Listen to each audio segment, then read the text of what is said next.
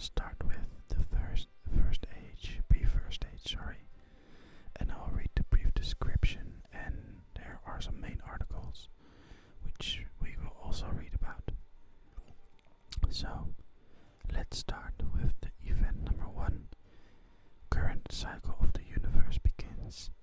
The Elder Gods, 5 extremely powerful and immortal beings, able to give rise to sentient life and entire planetary systems and realms.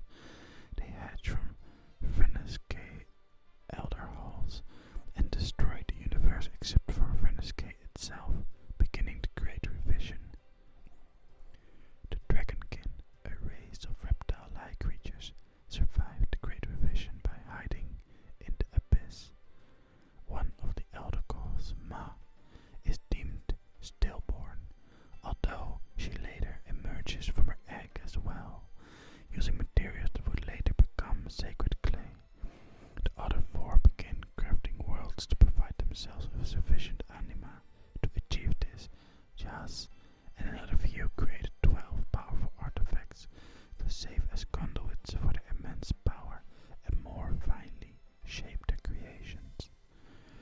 So, for this we need some articles. Let's start with Elder Gods.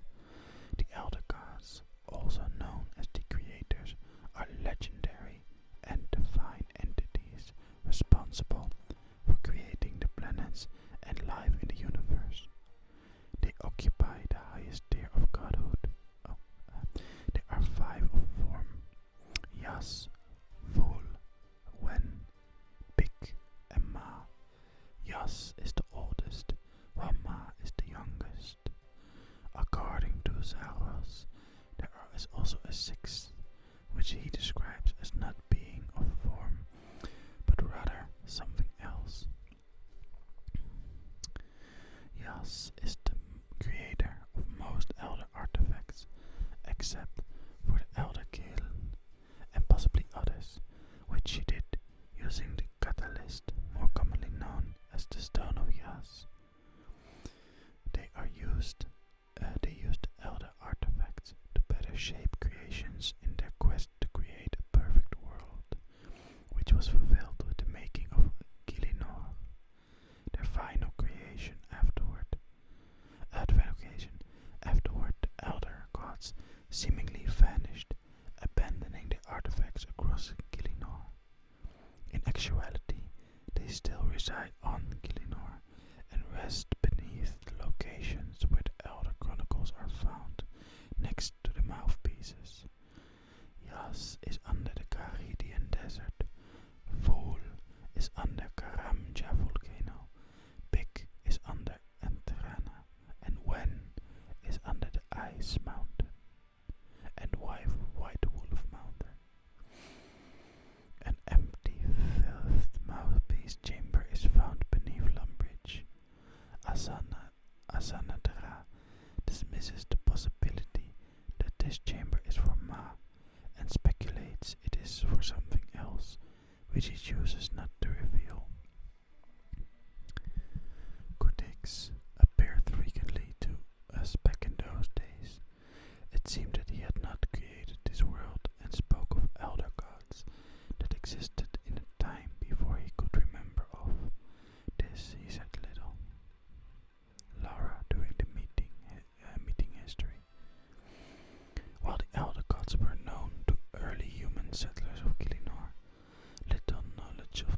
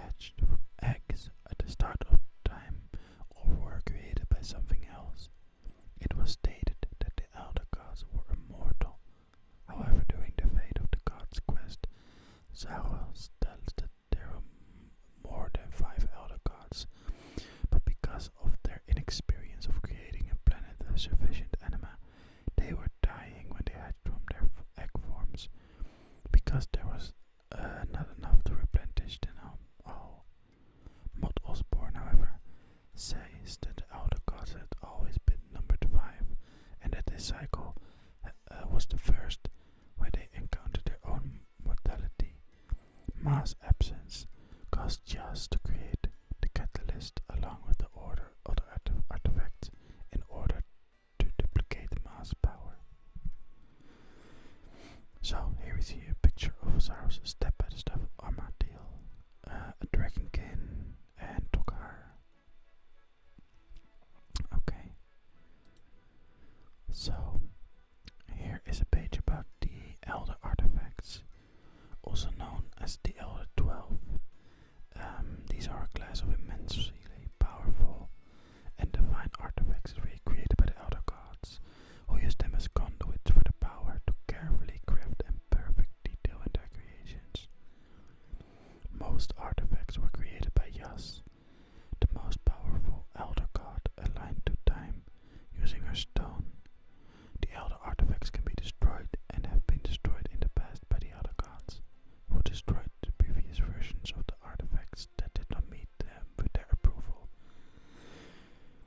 There may have been around 10 stones of Jas before the current and the final version was created. It was learned from the tribute to Codex, wherein the Codex memories could be read. There were 12 artifacts, at least 7 of these are on Gamingasmr at the time of the 6th Age. Wow man, I never knew all this stuff. This is quite interesting. I hope you guys are liking it too. These artifacts are so powerful that merely spending time with one of the Elder 12 artifacts will make it possible to attain godhood. Each of the artifacts also has a specific function, though that function may or may not be what it's being used for by the gods. Some of the artifacts are called Elder Weapons or God Slayers. The most well-known of these is the one referenced by Codex, the Staff of Armadillo. Jas did not imagine that other entities would get their hands on them. The Elder Gods believed that the dragonkin were the only other race in the world, and that they had tied them all to the stone of Jas, and so the side effects that are leaking divine energy may not have been considered. Okay, so the Great Revision. This is basically what we read about the Elder Gods, and let's see. No, this is okay. We just read this. Multiverse.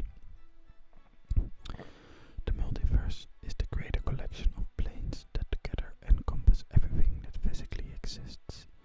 The multiverse is comprised of an unknown number of planes whose physical existence are separated in a variety of physical and magical ways.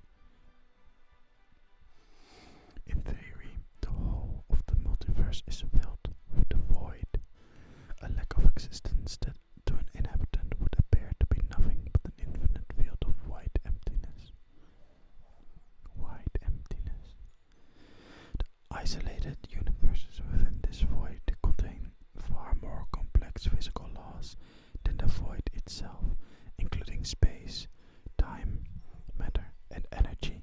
Although it is possible for matter to enter the void and retain its physical existence, there is nothing known to inhabit the void by nature. These worlds are often, although not always, separated by the abyss, a border dimension that helps the world to maintain their physical selves.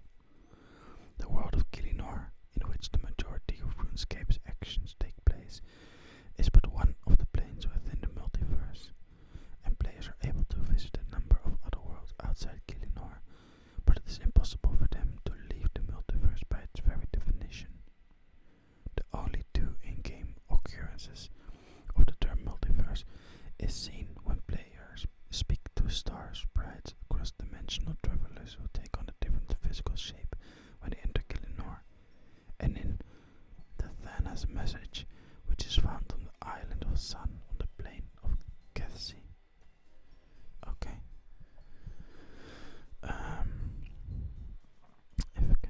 Let's see. So this is about the goddess Jas.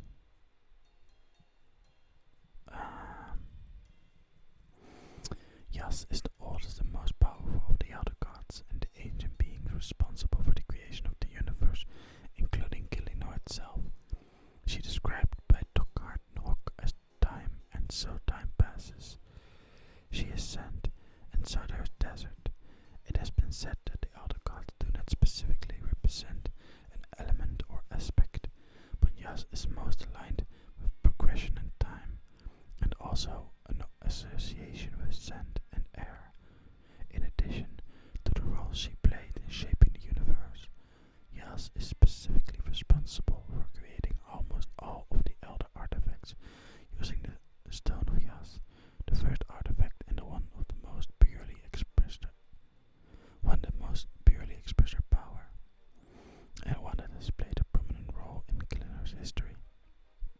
Okay. Let's see.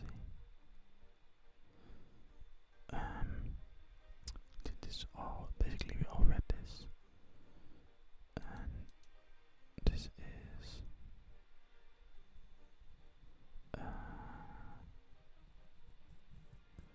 So Ful is the elder goddess of constancy and fire.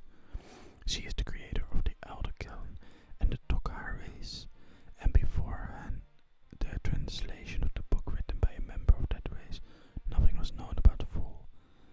She is the second oldest elder god as well as the second most powerful. Ful and her fellow elder gods created many planets in the multiverse. They created them successfully in an attempt to create a perfect one. They originally created with their bare hands, but after many failures, created powerful artifacts to aid them and enhance their powers. Ful had created the Elder Kiln, and the TokHaar were created from it to build and shape mountains and planets. When the Elder Gods found the world they created to be imperfect, they would take the artifacts and abandon it. With each failure and experience, the gods and their artifacts Ful the Elder Kiln, the TokHaar, grew more skillful in creating worlds. The gods eventually created a world they deemed perfect, Gamingasmr. Satisfied with their accomplishment, the gods laid to rest and left their tools in this world. The TokHaar can be found in the Gamingasmr volcano to this day. Ful, along with the other elder gods, excluding Ma, are believed to rest on Gamingasmr. Ma is in Runescape. So then there's this thing about the Heart of Stone quest again. Okay, so there's a lot of information also about the TokHaar. So the TokHaar, meaning sacred rock in the Zaros language, are an ancient race of rock and lava creatures, and are one of the 12 elder artifacts. Wait, so they are one of the artifacts, damn. The TokHaar were forged by another elder artifact, the Elder Kiln, which was made by the elder goddess Ful. The TokHaar were created when the sacred lava of the kiln entered contact with the sacred clay. TokHaar appear to be the only truly immortal race known. Immortal race known. While gods and dragonkin do not die of natural causes, they can be killed. Otherwise, whereas TokHaar will simply return to the lava and be reborn upon defeat. Wow. Damn. Being elder artifacts, they have been hunted for in the past, and the only known case of this is Samarak, attempting to obtain them, having already got hold of the Stone of Jas and Staff of Armadillo, but failing due to the death of the servant he sent to the kiln, Pajur. According to the TokHaar Hook, the TokHaar were forged in the Elder Kiln by their masters, the Elder Gods, to build mountains of Gamingasmr. The TokHaar Xel were built to dig up the earth and rock. The TokHaar Mej to blast the earth into a size. The TokHaar Ket could lift, and the TokHaar Hur to graft the sediment into cliff faces and slopes. When the work was done, they built a great mountain around the kiln and returned to live within the kiln to await further instruction. However, some chose to remain within the mountain, outside the kiln, tunneling through it to create cities and mazes. Those that did so have become the Tsar. The TokHaar disliked the Tsar for this, believing it is weak, unnatural, and against their true purpose. Because the TokHaar were created to help build Gamingasmr itself, they and the Tsar predate the arrival of humans and all other sentient species. The TokHaar live within the great kiln, within which flows the lava, from which they are all created. The lava rises from the kiln to forge the TokHaar. If a TokHaar is destroyed, it will return to the lava to be forged once more. Any being that falls in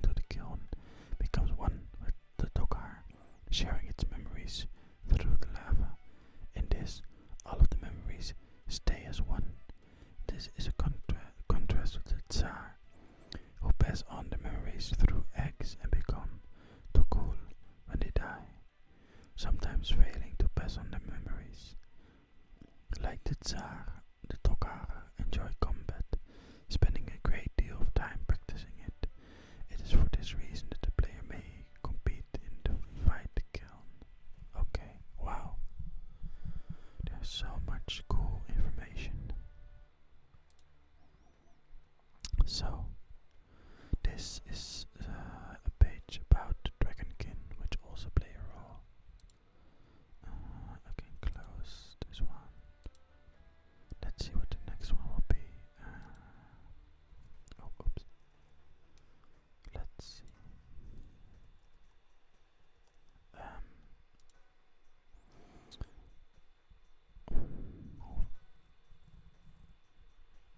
Oops, we already did all this stuff as well.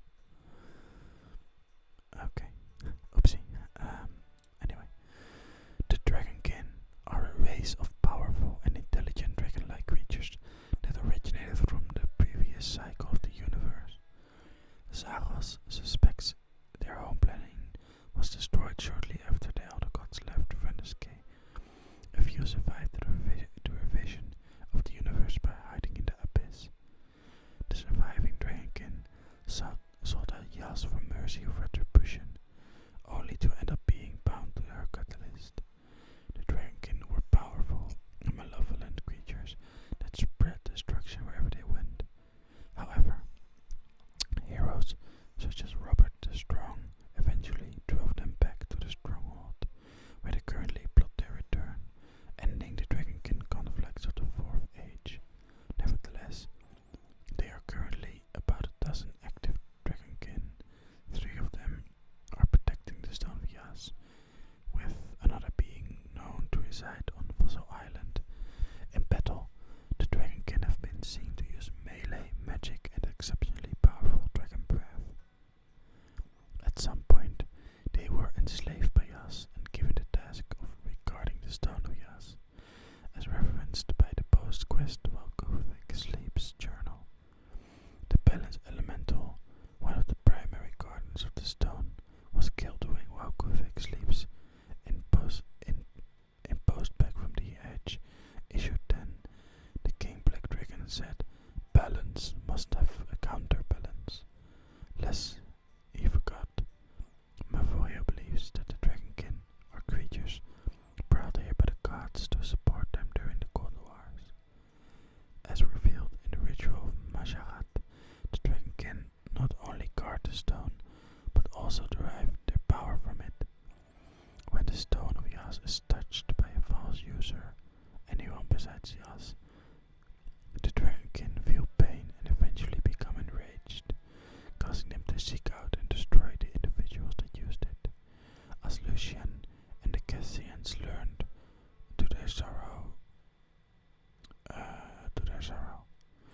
their purpose is to defend the Stone of Jas, and for that reason they hate it.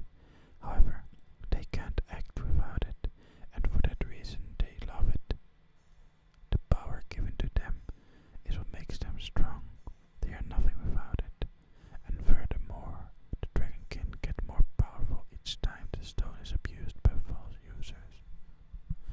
Wow, the dragonkin are separated into 2 factions, the most well-known of which are the Necrosarians, which consist of the more aggressive dragonkin who kill false users and create dragon equipment.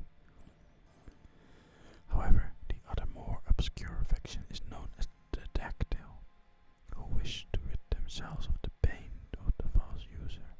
In order to do this, they attempted to create beings of the same lineage as themselves, yet not born of them directly. In doing this, they created the dragon race. Forka's journal confirms they could at least at one point reproduce naturally, as he describes the hatching of his own child, Lestus. However, such children are also afflicted by the curse. Necrosarians embraced the dragonkin curse, where Dactyl fight against it. Okay, let me get a quick sip of water. All this talking makes my mouth dry. 1 second.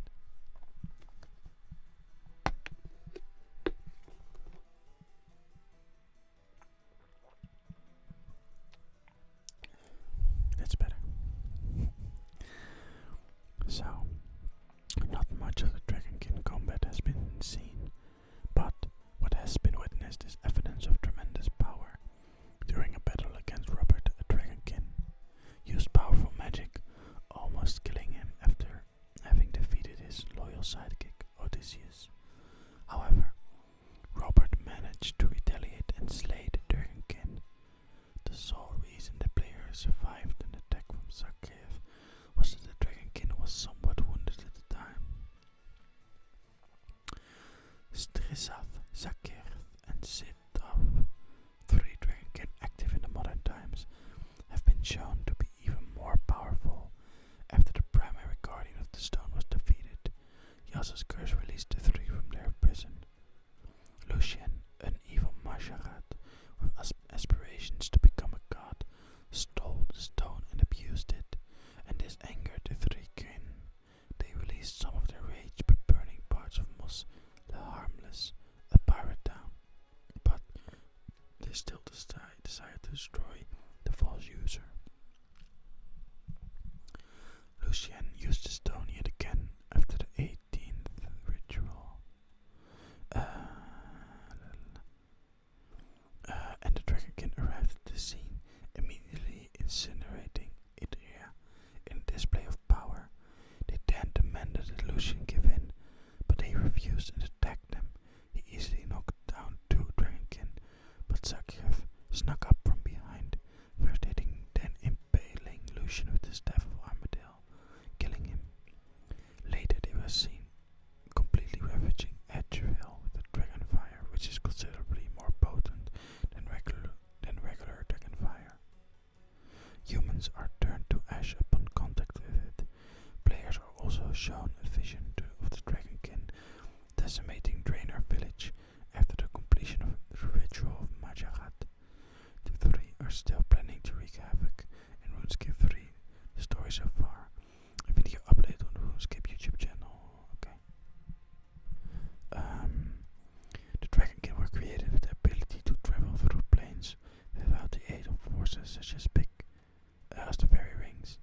They and the white dragons do this by opening a rift in space to the abyss, which then they use to travel to the other worlds. Although they must know where they are going first or risk ending up in the empty void. When the stone of Jas is abused on another world, even if the dragonkin didn't know about the world prior, the abuse of the stone will alert them to its current location. Okay, wow, that's cool. So, then there is the creation of mass children.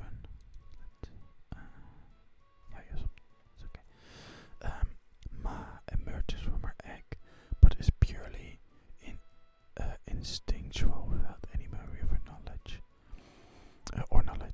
Desiring company, she creates two toys for herself, the gods Zaros and Seren.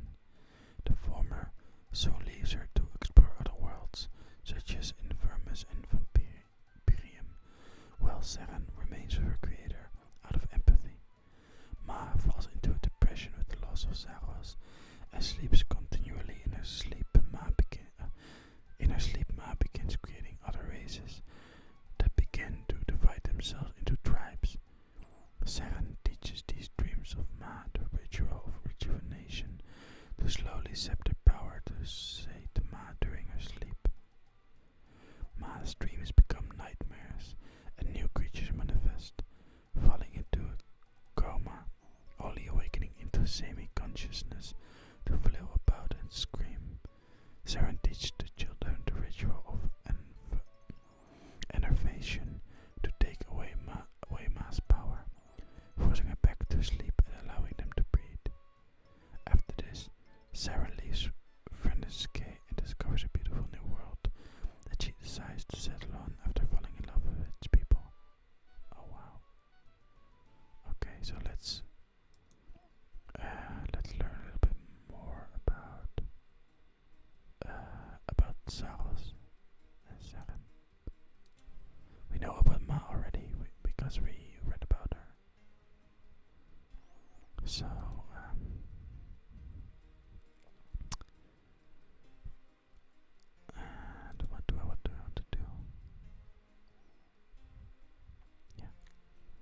So let's look at Zaros because he's a very returning character very often. So Dark Imperator, we do say for the gods known such as the dimension of disaster universe. Okay. Zaros, pronounced Zaros, is the god of fate and control, as well as the divine aspect of the dark, countering his companion Seren, who is the divine aspect of the light. He is an extremely powerful entity, whose power ranks among that of Guthix and Seren, having been directly created by another god. By reputation among other gods' followers, his ways are occasionally characterized as Machiavellian, empty, and manipulative to a degree. He is also sometimes associated with shadow, emptiness, fate, and absence. He personally says that these are merely the impressions of others on him, and one should judge him based on his own actions and words. He is also known as the Empty Lord, the Great Lord, Lord of the Empty Promises, the Dark Imperator, Nameless One, the Stranger from Afar.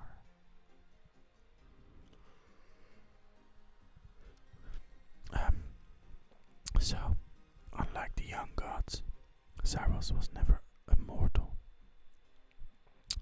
He has never been anything else but a divine being. Zaros and Seren were both created by other god Ma on Runescape when the last cycle of the universe began, what Zaros described as eons ago to serve as company.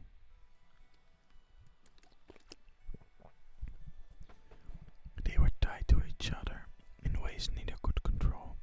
It was a mutual attraction of sorts that weakened Zaros' concentration and Seren's will in order to bring them together. Ma, with the temperament of a child due to lack of anima, thus making her purely instinctual being without memory or knowledge, saw them as her playthings, in a sense. However, Zaros resented this, unable to learn anything from his creator. He longed to escape and create his own destiny. Seren, on the other hand, felt it was a duty to remain with Ma. She felt that Ma needed them and only created them out of the fear of being alone. Zaros abandoned both Ma and Seren and set out to search the stars for whatever he would find. The first world he came in was that of the Infernus. Zaros wants the world to belong to mortals, similarly to Guthix, but believes that mortals would neither be safe nor capable of living without the guidance of gods, who are able to set some rules and exercise power control. Otherwise, everything would turn to chaos. As such, he suggests that he watches mortals silently, making checks and balances to ensure balance is maintained, and to silently guide mortals to fulfill their greatest potential and protect them from themselves and the other gods. He strives to become an elder god himself, for it would be the only way for him to communicate with them, allowing him to attempt to stop them from destroying mortal life. Okay. Wow.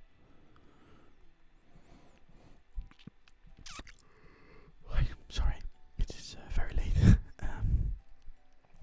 Zaros' arrival in Gamingasmr was one of the most important events of the early Second Age. During this age, he ruled a vast empire of Hierdo, unrivaled sized, stretching from the borders of the Troll country and the frozen wasteland of Karel, bordering Hellovale, and from Korok by the Northern Sea to the northern cliffs of the Canadian lands in the south. From his arrival, which was some time after Guthix first descended into the planet, and subsequent sleep, and until his downfall at the hands of Zamorak, Zaros was one of the most powerful gods known to Gamingasmr, both in personal power and influence. Even millennia after his defeat, the people aware of his existence are aware of his immense might, and the gods familiar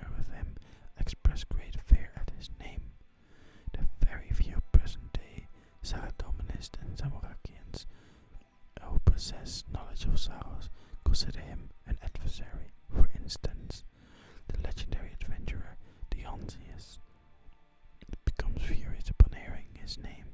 Others, like inhabitants of the Canadian desert and some Masharat, still worship Zaros as their lord. So, he is the patron of the ancient magics and the ancient curses, and is strongly associated with the conquest and domination. Zaros only recently regained contact with his followers on Gamingasmr by way of a communication portal before returning to Gamingasmr from Runescape. After Fate of the Gods is completed, players can place the Shard of Zaros into the crystal reader at the Sanctum of Runescape. This summons a hologram of Zaros himself, to whom players can ask a wide variety of questions about his origins, his beliefs, his opinion of many other beings, and his plans for the future. Players can also re-watch the cutscene in which Zaros is restored to his body by right-clicking him and selecting re-watch option. Okay, blah blah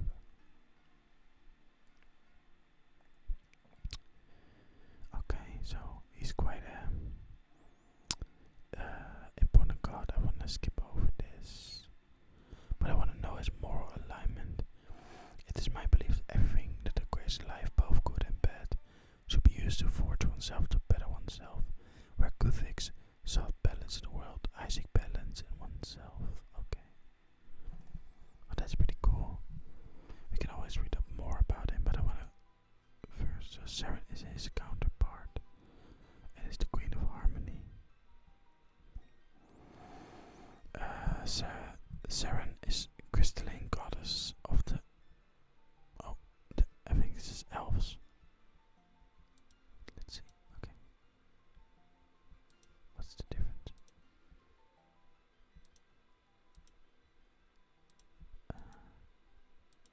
Okay. So she's the crystalline goddess of the elves, who formerly existed in a fractured state after shattering herself into a shard of crystal at the end of the Gamingasmr God Wars. As part of the Light Within quest, Seren was reformed in the 6th Age through the Song of Restoration. Oh my god, okay, these are all spoilers. Spoiler alert, I guess. For this whole video. I should have said it in the beginning. Anyway. With elements of her physical body being combined with elven crystal farmed on the elven home planet of Tardiat. Seren is the divine aspect of light and of Gamingastr's anima mundi. According to the gnomes, although all transcendent gods have a degree of power over the anima mundi, she is also responsible for teaching the rituals of rejuvenation and enervation to the Majorat. So, this is basically what we talked about, who created her. She has a close relationship with the god of balance, Codex, who brought her to Gamingasmr from Tardiat. During the First Age through the World Gate, along with the elves, they settled in Ternan and built a great city of Prifdinas, which is the oldest surviving settlement on Gamingasmr. As some of her beloved elves began to die of old age, Seren became resolved on extending their lifespans. She did so, but at a cost, inexplicably tying them to her. When outside of her presence for too long, the elves will become sick and feverish, eventually dying. Seren describes it as her greatest mistake. Oops. Yeah. Kuvix was right. Gamingasmr is better off without its gods. I will not leave you. Not again, but I will not lead you either. Seren. Okay, well, this is about her beliefs and that she's a pacifist. This is all quite important stuff, but I want to keep it a bit to the point. So let's read all the general information till the First Age, and we can always, if you guys want to, I can always